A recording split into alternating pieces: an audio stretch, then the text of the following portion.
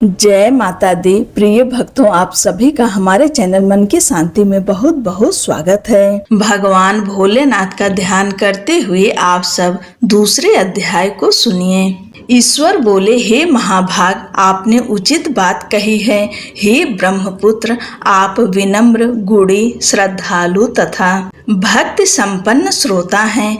हे अनघ, आपने श्रावण मास के विषय में विनम्रता पूर्वक जो पूछा है उसे तथा जो नहीं भी पूछा है वह सब अत्यंत हर्ष तथा प्रेम के साथ मैं आपको बताऊंगा। द्वेष न करने वाला सबका प्रिय होता है और आप उसी प्रकार के विनम्र हैं, क्योंकि मैंने आपके अभिमानी पिता ब्रह्मा का 5वां मस्तक काट दिया था, तो भी आप उस द्वेष भाव का त्याग कर मेरी शरण को प्राप्त हुए हैं। अतः हे तात, मैं आपको सब कुछ बताऊंगा, आप एकाग्रचित होकर सुनिए। हे योगिन, मनुष्य को चाहिए कि श्रावण मास में नियम पूर्वक व्रत करें और पूरे महीने भर प्रतिदिन रुद्राभिषेक करें। अपनी प्रत्येक प्रिय वस्तु का इस मास में त्याग कर देना चाहिए। पुष्पों, फलों, तुलसी की मंजरी तथा बिल्व पत्रों से शिव जी की लक्ष्य पूजा करनी चाहिए।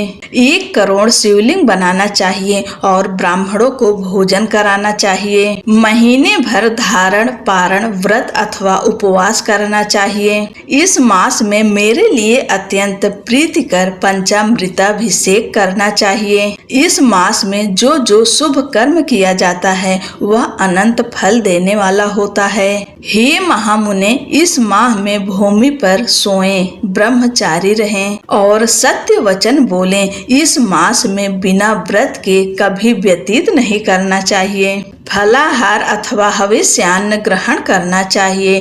पत्ते पर भोजन करना चाहिए। व्रत करने वाले को चाहिए कि इस मास में शाक का पूर्ण रूप से परित्याग कर दें। मुनि श्रेष्ठ, इस मास में भक्ति युक्त होकर मनुष्य को किसी न किसी व्रत को अवश्य करना चाहिए। सदाचार परायण, भूमि पर शयन करने वाला, प्रातः स्नान करने वाला और जितेंद्रिय होकर मनुष्य को एकाग्र किए गए मन से प्रतिदिन मेरी पूजा करनी चाहिए। इस मास में किया गया पुरस्चरण निश्चित रूप से मंत्रों की सिद्धि करने वाला होता है। इस मास में शिव के षडाक्षर मंत्र का जप अथवा गायत्री मंत्र का जप करना चाहिए और शिव जी की प्रदक्षिणा, नमस्कार तथा देव पारायण करना चाहिए। पुरुष सूक्त का पाठ अधिक फल देने वाला होता है। इस मास में किया गया ग्रह यज्ञ, कोटि होम, लक्ष्य होम तथा अयुत होम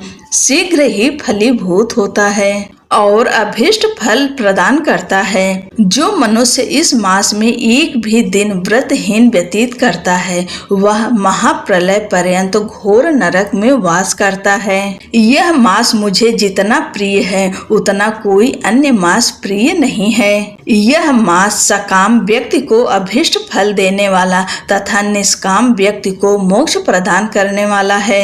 हे सत्तम, इस मास के जो व्रत तथा धर्म है उन्हें मुझसे सुनिए। रविवार को सूर्य व्रत तथा सोमवार को मेरी पूजा व नक्त भोजन करना चाहिए। श्रावण मास के पहले सोमवार से आरंभ करके 3.5 महीने का रोटक नामक व्रत किया जाता है। यह व्रत सभी वांछित फल प्रदान करने वाला है। मंगलवार को मंगला गौरी का व्रत, बुधवार व बृहस्पतिवार के दिन इन दोनों वारों का व्रत, शुक्रवार को जीवंती का व्रत और शनिवार को हनुमान तथा नरसिंह का व्रत करना बताया गया है। हे मुने, अब तिथियों में किए जाने वाले व्रतों का श्रवण करें। श्रावण के शुक्ल पक्ष की द्वितीय तिथि को औदुंबर नामक व्रत होता है। श्रावण के शुक्ल पक्ष की तृतीय तिथि को गौरी व्रत होता है। इसी प्रकार शुक्ल की चतुर्थी तिथि को दुर्वा गणपति नामक व्रत किया जाता है। हे मुने, उसी चतुर्थी का दूसरा नाम विनायकी चतुर्थी भी है। शुक्ल पक्ष में पंचमी तिथि नागों के पूजन के लिए प्रशस्त होती है। हे मुनि श्रेष्ठ, इस पंचमी को रौरव कल्पादि नामक से जानिए। षष्ठी तिथि को सुपौदन व्रत और सप्तमी तिथि को शीतला व्रत होता है। अष्टमी अथवा चतुर्दशी तिथि को देवी का पवित्रारोपण व्रत होता है। इस माह के शुक्ल तथा कृष्ण पक्ष की दोनों नवमी तिथियों को नक्त व्रत करना बताया गया है। शुक्ल पक्ष की 10वीं तिथि को आशा नामक व्रत होता है। इस मास में दोनों पक्षों में दोनों एकादशी तिथियों को इस व्रत की कुछ और विशेषता मानी गई है।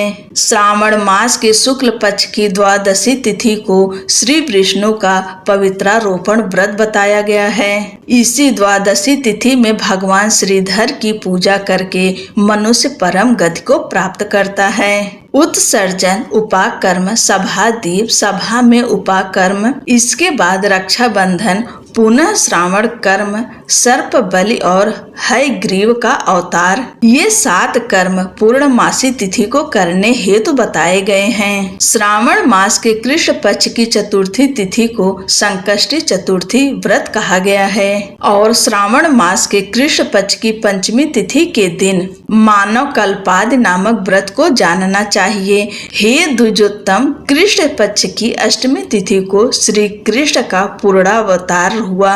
इस दिन उनका अवतार हुआ, अतः महान उत्सव के साथ इस दिन व्रत करना चाहिए। हे मुनि श्रेष्ठ, इस अष्टमी को मनवादि तिथि जानना चाहिए। श्रावण मास की अमावस्या तिथि को पिठोरा व्रत कहा जाता है। इस तिथि में कुशों का ग्रहण और वृषभों का पूजन किया जाता है। इस मास में शुक्ल पक्ष की प्रतिपदा तिथि से लेकर सब तिथियों के पृथक पृथक देवता हैं। प्रतिपदा तिथि के देवता अग्नि, द्वितीया तिथि के देवता ब्रह्मा, तृतीया तिथि की गौरी और चतुर्थी के देवता गणपति हैं। पांचवी के देवता नाग हैं और षष्ठी तिथि के देवता कार्तिकेय हैं। सप्तमी के देवता सूर्य और अष्टमी के देवता शिव हैं। नवमी की देवी दुर्गा, 10वीं के देवता यम और एकादशी तिथि के देवता विश्व देव कहे गए हैं। द्वादशी के विष्णु तथा त्रयोदशी के देवता कामदेव हैं। चतुर्दशी के देवता शिव, पूर्णिमा के देवता चंद्रमा और अमावस्या के देवता पितर हैं। ये सब तिथियों के देवता कहे गए हैं। जिस देवता की जो तिथि हो उस देवता की उसी तिथि में पूजा करनी चाहिए। प्रायः इसी मास में अगस्त का उदय होता है। हे मुने, मैं उस काल को बता रहा हूँ, आप एकाग्रचित होकर सुनिए। सूर्य के सिंह राशि में प्रवेश करने के दिन से जब 12:40 घड़ी व्यतीत हो जाती है तब अगस्त का उदय होता है। उसके 7 दिन पूर्व से अगस्त को अर्घ्य प्रदान करना चाहिए। 12 मासों में सूर्य पृथक पृथक नामों से जाने जाते हैं। उनमें से श्रावण मास में सूर्य गभस्त नाम वाला होकर तपता है। इस मास में मनुष्यों को भक्ति संपन्न होकर सूर्य की पूजा करनी चाहिए। हे सत्तम, 4 मासों में जो वस्तुएं वर्जित हैं उन्हें सुनिए। श्रावण मास में साग अर्थात साग, हरे पत्तेदार सब्जी तथा भाद्रपद में दही का त्याग कर देना चाहिए। इसी प्रकार आश्विन में दूध तथा कार्तिक में दाल का परित्याग कर देना चाहिए। यदि इन मासों में इन वस्तुओं का त्याग नहीं कर सके तो केवल श्रावण मास में ही उक्त वस्तुओं का त्याग करने से मानव उसी फल को प्राप्त कर लेता है। हे मानद, यह बात मैंने आपसे संक्षेप में कही है। हे मुनि श्रेष्ठ, इस मास के व्रतों और धर्मों के विस्तार को सैकड़ों वर्षों में भी कोई नहीं कह सकता। मेरी अथवा विष्णु की प्रसन्नता के लिए संपूर्ण रूप से व्रत करना चाहिए। परमार्थ की दृष्टि से हम दोनों में भेद नहीं है। जो लोग भेद करते हैं वे नरकगामी होते हैं। अतः हे सनत कुमार, आप श्रावण मास में धर्म का आचरण कीजिए। इस प्रकार ईश्वर सनत कुमार संवाद के अंतर्गत श्रावण व्रतोद्देश्य कथन नामक दूसरा अध्याय पूर्ण हुआ। बोलो लक्ष्मी नारायण की जय। भोलेनाथ माँ पार्वती की जय।